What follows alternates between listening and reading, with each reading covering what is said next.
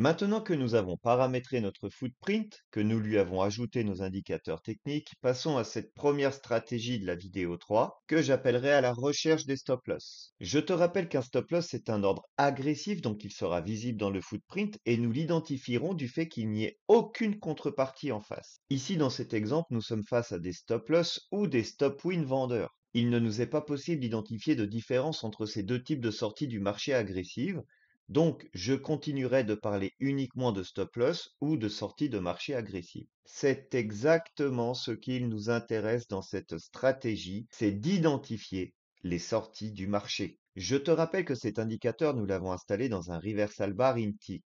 C'est primordial pour cette stratégie, car c'est lorsque nous allons constater des sorties du marché que nous pourrons alors nous attendre à un retournement de notre bougie en reversal bar. En termes de TP, de Take Profit, je te recommande la lecture du footprint. Dans ce cas, dès que le marché arrive sur un niveau précédent, tu prends tes gains. En termes de stop loss, eh bien, lorsque tu as identifié une zone de stop loss ou de sortie du marché agressive, sans aucune contrepartie en face, que tu te positionnes à l'achat ou à la vente, eh bien, ton stop loss sera juste derrière cette zone que tu as identifiée.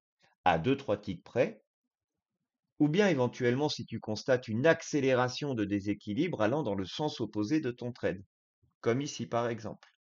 Avant de passer à des exemples concrets, sache que tu peux améliorer cette stratégie au footprint avec d'autres indicateurs techniques sur d'autres charts qui vont te permettre d'aller chercher davantage de profit et t'assurer une meilleure prise de position. Si cela t'intéresse, tu peux me laisser un like, t'abonner si ce n'est pas encore fait, et me dire dans les commentaires si tu souhaites en savoir davantage. Je te partagerai ainsi une partie de mon setup. Allez, passons maintenant à quelques exemples concrets. Alors, afin d'assurer des prises de position rapides, j'utiliserai mes touches raccourcies de mon clavier afin de prendre mes positions. Pour la configuration de tes touches rapides, je te l'explique dans mes vidéos de ma playlist sur Débuter avec Sierra Chart, la vidéo 10, mais aussi dans ma formation sur le carnet d'ordre, la vidéo 6. Je te laisse les liens dans la description. Dans ce reversal, j'ai opté pour un footprint à deux colonnes selon les explications de la vidéo 1 sur les paramètres du footprint. Passons maintenant aux exemples concrets.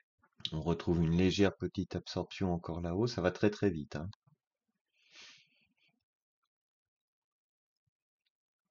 On a eu une absorption des vendeurs ici en bas, je tente un achat. Je vais aller me repositionner sous le déséquilibre acheteur juste au-dessus. Allez, pousse encore un peu. Voilà, je ferme mon trade ici.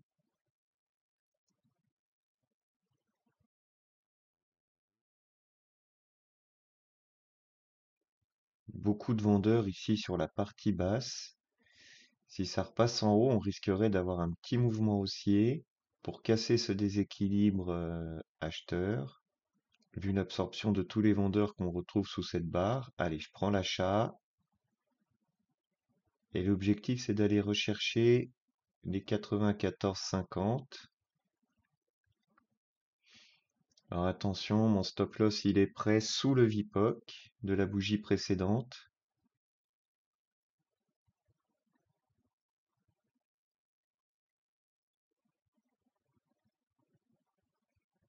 Quelques acheteurs absorbés là, sur ce niveau de prix. Ok, ça revient.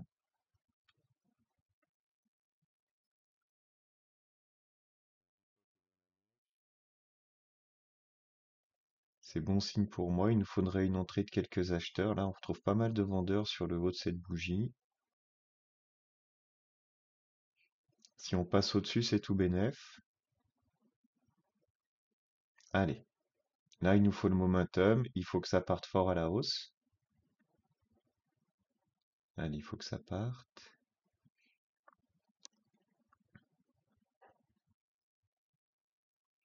Oui. Quelques vendeurs ici sur le haut de la bougie, ce qui va nous permettre certainement l'absorption. Voilà, parfait. Allez. Jusqu'au déséquilibre vendeur, c'est-à-dire sur les 94,50. Pousse un peu. Aïe, aïe, aïe. J'ai peur avec cette absorption des acheteurs. Là, on est revenu. Oui, c'est bien.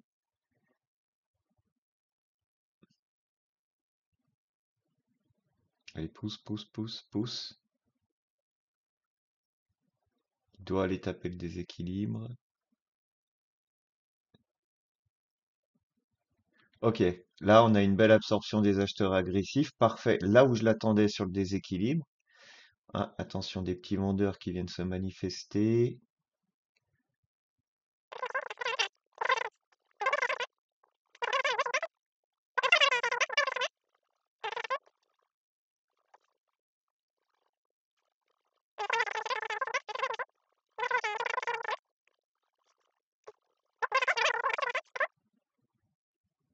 Ouais, là on a une belle absorption. Allez, je tente la vente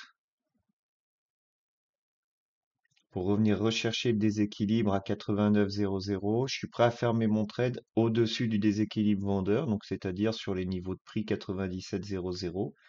Ou bien sinon j'irai les refermer juste en dessous de la force acheteuse qu'on voit sur la bougie précédente.